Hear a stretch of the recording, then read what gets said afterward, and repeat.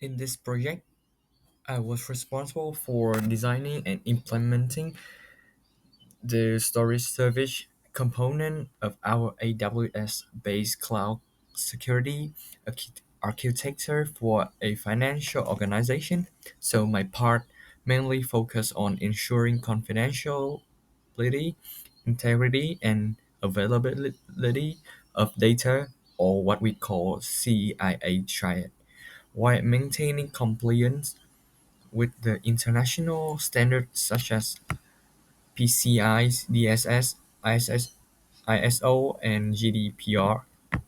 So, what part one? What I set out to do. So at the beginning of assessment two, our group divide the whole architecture into different domains: access control, networking, monitoring, and storage. My goal was to design a secure and recoverable storage environment that could integrate smoothly with the other components. So the main idea was to protect sensitive financial data throughout its entire life cycle, from storage and transmission to backup and auditing, using AWS native services that already have strong built-in security. I selected six services to achieve that: Amazon S3 to store data securely with the encryption, versioning, and object lock to prevent modification and deletion; Amazon DynamoDB to store the session of metadata using point-in-time recovery; and TCL for data minimization; and AWS Key Management Service as the root of encryption and key control; AWS CloudTrail to record and monitor all actions for auditing; VPC Gateway endpoints to keep all data inside AWS private network; and finally the AWS Backup to automate daily backups and ensure recovery after incidents. So what I actually did in assessment 3, I implemented my designs conceptually through detailed configurations. I began with S3, where I create two separate buckets, one for application data and one for audit logs. The data bucket had server-side encryption, versioning, and lifecycle rules that move all data to Glacier.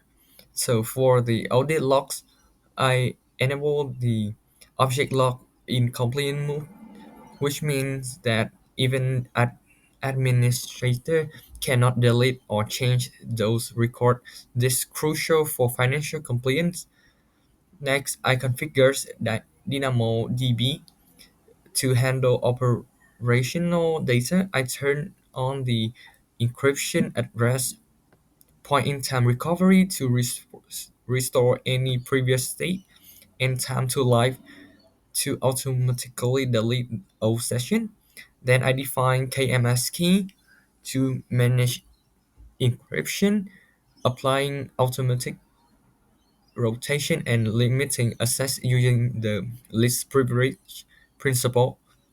To keep everything traceable, I connected CloudTrail to the S3 bucket to log delivery and inside AWS Secure Backbone.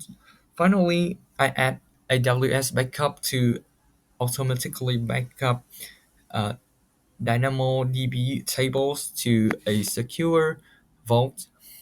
Overall, this step together create a storage architecture that is encrypted, auditable, compliant, and resilient. And the challenge and how I solved them. One major challenge was configuring S3 object locks in compliant mode, which require very strict permission and couldn't be changed after setup. So I solved it by carefully following AWS document and testing sample of configuration. And about the reflection and key takeaways. Through this project, I learned that building secure storage is not just using the right service, but also understand how they connect and support each other. And technically, I also improved my skills in AWS encryption, backup, auditing, and also learned how to balance security, cost, and usability. Personally, I gained experience in team communication, problem solving, and also professional documentation, all essential skills for working in cybersecurity.